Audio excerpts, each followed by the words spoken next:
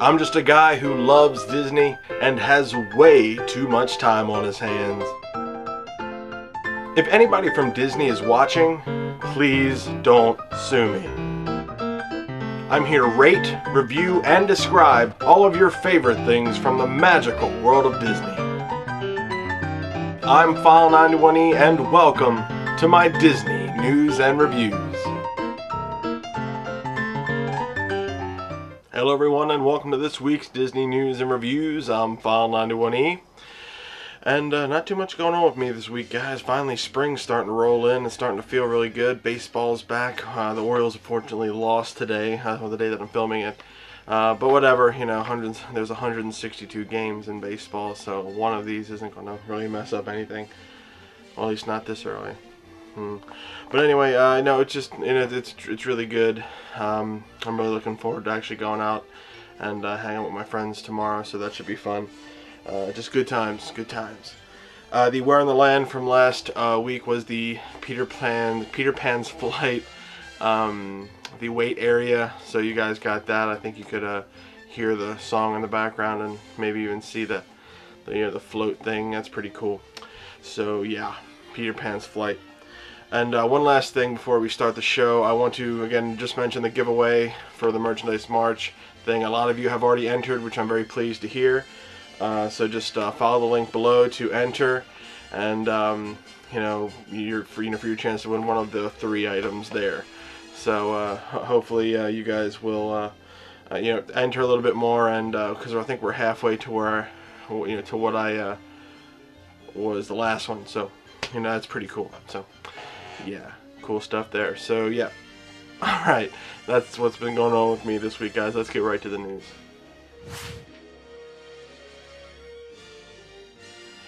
Now this one actually made me very excited.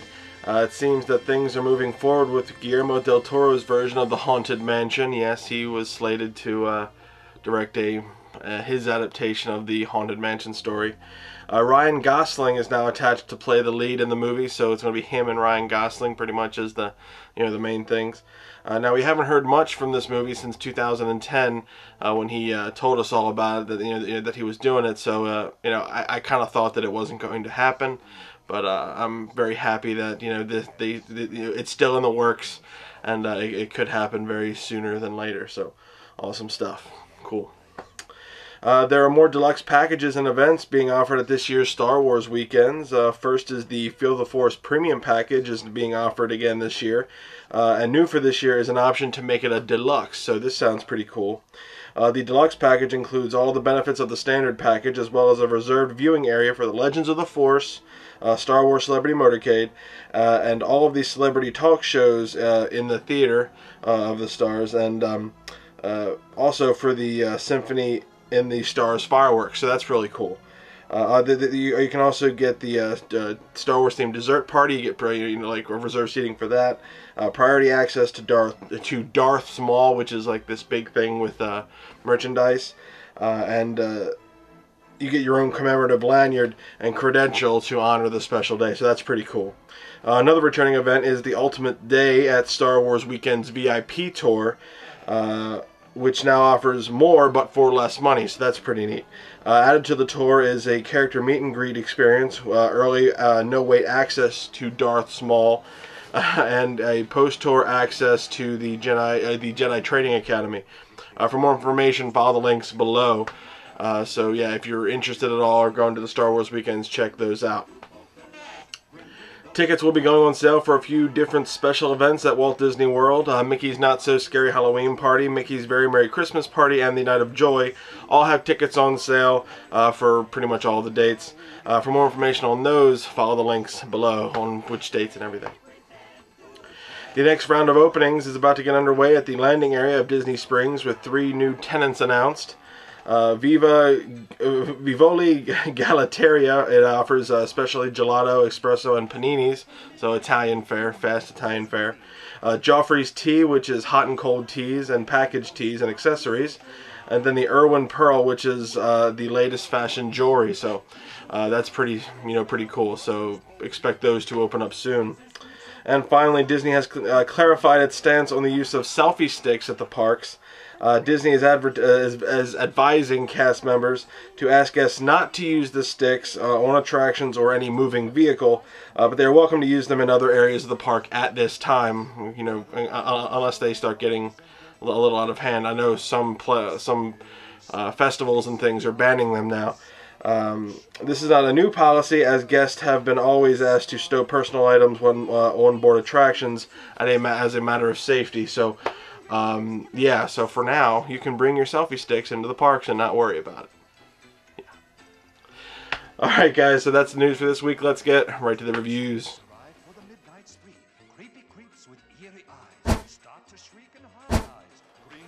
Alright everybody, the first thing I want to talk to you about today, it's April, so we're going to keep doing, rides and attractions from Disneyland, my past Disneyland trip. The first thing I want to talk to you about is the Heimlich Choo Choo Train. Now, what these guys say Heimlich's Choo Choo Train is a train ride. Adults as well as children can ride and should enjoy the surreal narration and scent effects. 3.5 stars. Now, this is in Flick's Fun Fair, which is in a Bug's Land in Disney's California Adventure. So now this opened on October 7th, 2002 with with the opening of A Bug's Land. And now everything in Flick's Fun Fair is a kids ride. Why? Well, because people were complaining back in the day that Disney's California Adventure didn't have any kids rides or kiddie rides or whatever, so they made this whole area and designed this kiddie area around it. Also in here is It's Tough to Be a Bug show, so if you go into A Bug's Land, be sure to check that out. But for the main tenants of this area are kids. Now I did review a couple of these, I think, before, the Flicks Flyers and that sort of thing, which is basically just a spinny fly ride. It's, very easygoing midway rides, but this is one of the few rides that actually has a lot of, like decoration and some added effects, so that's actually pretty cool. Now the whole idea of this ride is that you hop on board Heimlich and you hop on his back and he shows you all the different things that he likes to eat. And basically you can see, from the chew marks that he's chewed through all of them before. Now he talks to you about them, but one of the coolest things is that each time you pass one of the items, you got like candy corn, animal crackers, carrots, Brussels sprouts, and even watermelon. As you go through them, you smell the thing that he's talking about. So if you pass through or underneath the watermelon slice, you will smell watermelon, and you're like, oh my god, that's crazy. And so that's pretty cool. That's an added element that they didn't need to put in because it is a kids ride, but they did, which makes it a little bit better. So especially in my opinion. So I really enjoyed that. Now that is pretty much basically it. It's it's a train ride. It only takes 2 minutes long, and it's mainly meant for kids. That's pretty much all this ride is. There's nothing too much to it. So if you are a child, chances are everything in Flick's Fun Fair is going to be fun for you. And this ride's no different. There is some added effects which I thought were pretty cool, and I think kids will really enjoy as well. So for kids, I'd give this maybe like a 3 or a 4. Just as something to do in the parks. And now we've come to the most important part of this review, or at least one of my favorite parts, the Nate rating. Yeah, it's the Nate rating. So here's what Nate, my brother, who went with me to Disneyland, said about Heimlich's Choo Choo Train. It's a 1.7, and he likes it because he likes A Bug's Life, and it didn't hurt. Now the reason why I say it didn't hurt, well, you just keep listening, and once I talk about Winnie the Pooh, you'll understand a little bit more. So yes, his rating is a 1.7. So what am I going to give Heimlich's Choo Choo Train? I'm going to give this, because it's for everybody, or at least this rating is, I'm giving it 2 stars. But again, for kids, it's like a 3 or a 4. But for everybody else, it's a 2. It's not a 1 because, well, there are some pretty cool design elements in here. The whole scent thing, that's really neat. It was just a surprise. And now the ride itself is pretty standard and basic. There's nothing really crazy to it. But I just, I'll give it a 2 because they did put in some ingenuity and some design ideas in there with it. So really cool stuff there. So Heimlich's Choo Choo Train in Flick's Fun Fair and A Bug's Land in Disney's California Adventure, 2 stars. And now, a random Disney fact with File 91e. As you're leaving the Disney World Haunted Mansion, if you look to your left, you'll notice that there's a little pet cemetery sitting right there. Now, if you look all the way in the back, you'll notice one special tombstone, and that's for Mr. Toad. Why is that there? It's there to pay respect to the former Mr. Toad's Wild Ride attraction that was replaced by the Many Adventures of Winnie the Pooh in 1999. Now, the epitaph on it is actually quite clever. Here lies Mr. Toad, sad but true, far less popular than Pooh. And that was a random Disney fact with File 91e. Alright guys, the next thing I want to review for you today is the Many Adventures of Winnie the Pooh, the Disneyland version. So if you're watching this just randomly, this is the Disneyland version of Many Adventures of Winnie the Pooh. Now these guys say the Many Adventures of Winnie the Pooh is an indoor track ride, a minor attraction, go before 11 a.m. or late in the afternoon or evening. They gave it 3.5 stars. Now, there is a lot of these in different parks, but I'll get to that in a minute. Now this is located in Critter Country in Disneyland Park, right behind Splash Mountain. And this opened on April 11th of 2003. Now the reason why this is kind of relatively new, there was there is a Many Adventures of Winnie the Pooh in Walt Disney World. If you didn't already know that, that's kind of a bigger version of this attraction. I'll get to that in a minute. Because it was so popular, they did want to make another attraction in Disneyland. You know, they always wanted to have a Winnie the Pooh ride, especially there because Winnie the Pooh is so big in all of the Disney lore and history and everything. But Disneyland Park, if you've ever been there and know anything about it, there really isn't a whole lot of expansion room. So they could either, you know, take something out and put this in, or try to expand and buy some other stuff. So what they wound up doing was, you know, getting rid of the Country Bear Jamboree, which used to sit there, and then they excavated it, took a whole, you know, they pretty much just leveled it. You know, they started from, you know, completely from scratch, and put this ride there. Now this ride is actually pretty cool because it moves a lot of people very quickly, so there aren't really many very long lines, not like the one in Walt Disney World, unfortunately, or fortunately, I should say.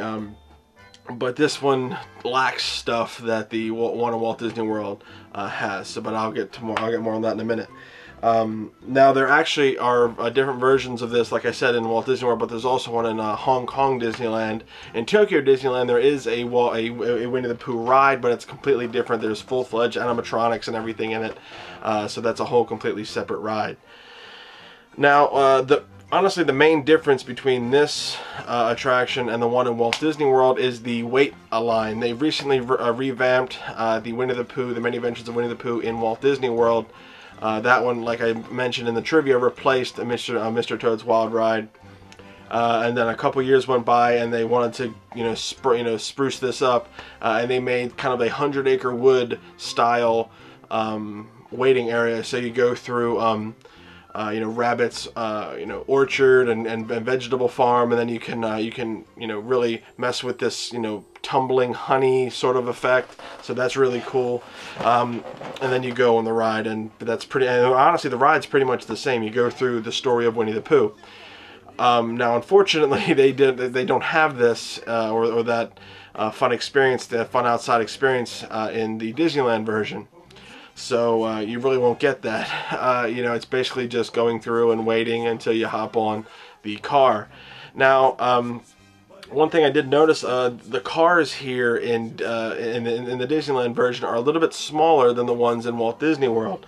So unfortunately, my brother, being the tall guy that he is, you know, was in excruciating pain the whole way you know, through. And I'll show you the ride in a minute. I am about 6 foot, so it didn't hurt me too bad. I was able to kind of, you know, shift, and I was okay. But unfortunately for Nathan, he has long legs, and it just didn't work out. So he was not doing too well, unfortunately. So that is one thing to take into account if you're for hopping on. But you know, as far as width wise, it was fine. It's just the leg room really isn't there. So that's basically it. You hop on the this kind of a honeybee hive sort of thing, and then you go through the story of Winnie the Pooh, and it's pretty much the exact same. The ride track might be a little different, but it might be like a mirror image, because you know, the Disneyland version's going this way, whereas the Walt Disney World version's going that way, I believe. So, but pretty much it was the same experience. I didn't, you know, the ride itself wasn't, it wasn't any more spectacular or less spectacular. It was the exact same ride. So for me, you know, if I have to rate it, I'd rate it based on everything else that influenced my experience rather than the actual ride itself. Now, I do want to show you a little bit of the ride. Well, pretty much the whole ride. It's pretty standard stuff. So you'll see, you know, how different the queue is, because I showed you some of the ride line from Walt Disney World, and then I'll show you the ride itself here, and then I'll come back, give you the Nate rating and my rating, and we'll keep going. So check it out.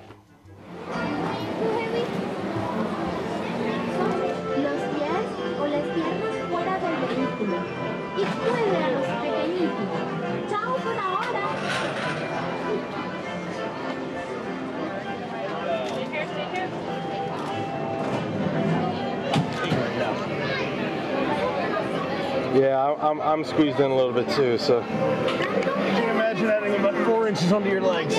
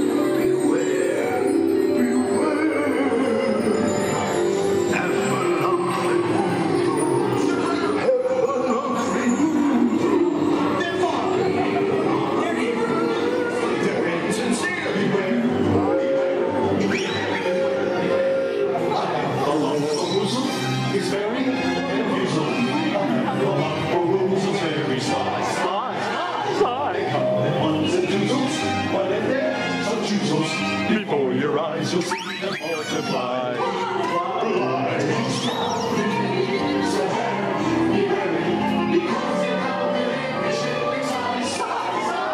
If I always want you coming, you'll find they love us because they love us.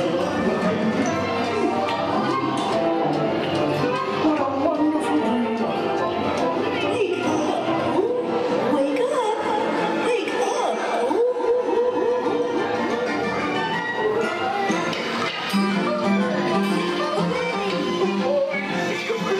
It's time for your party, Pooh. Happy birthday!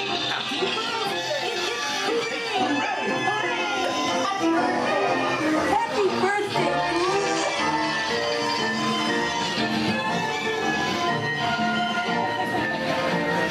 I've never seen so many presents. Hope you like my present. Presents for Pooh. Looks fun. So there you go. Nothing too spectacular, nothing crazy, or at least crazy different from the Walt Disney World version. I did enjoy this ride. I always enjoy the Winnie the Pooh rides because I do love Winnie the Pooh, so that's really cool. But as far as attractions go, the Walt Disney World version is definitely better than this version. But I'll get to my reasons in a minute. So let's get to the Nate rating, and he gave this a 1.3 because it's nothing special as a ride and it friggin' hurts. That's pretty much it. And you know, like I said, the reason why it hurt and why Heimlich's Choo Choo Train didn't hurt was because he had enough leg room.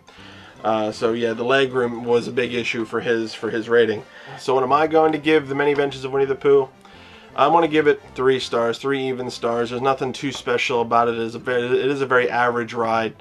The one in Walt Disney World is a little bit better. I think I gave that one a 4 or a 3 or 4 as well. I should have given it a 4 because the wait experience was a lot better. There's a lot more stuff to do over there as opposed to in Disneyland. So if you have been on both of the Walt Disney World version, I think you might be a little bit disappointed, you know, with this one. The ride itself is still fun. I highly urge you guys to get on that. It is a fun ride. I'll be a little, you know, maybe a little bit cramped for some taller people, but as far as everything else, you know, the weight wasn't really much of anything, and it just kind of is really tucked way back in there. And if I didn't happen to walk past it, I might not have noticed it. So yeah, the Many Adventures of Winnie the Pooh in Critter Country in Park, 3 stars. Check it out.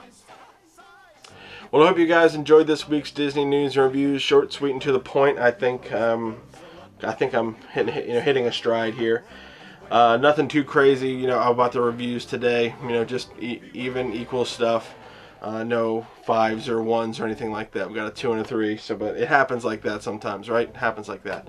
Also, remember the giveaway. Link is below. Enter if you want to win one of the 3 things from Merchandise March. Check those out if you want to.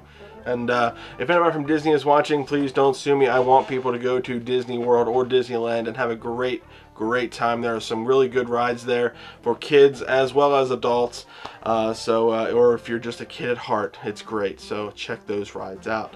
Now, if you are planning on going, be sure to go to allers.net, touringplans.com, wdwmagic.com for our latest and greatest Disney news. WaltDisneyWorld.com is good too, as well as Disneyland.com. They have everything you'll ever need. You know, to go to those parks. So really cool stuff there. Last week's Where in the Land was pretty easy. I'll try to, you know, stump you this week, but I think you'll get it. I don't think you'll, you know, it's hard to stump you guys. It really is. So yeah, I'll see you guys next week for another Disney news and reviews. And guys, where in the land am I this week? Bye guys.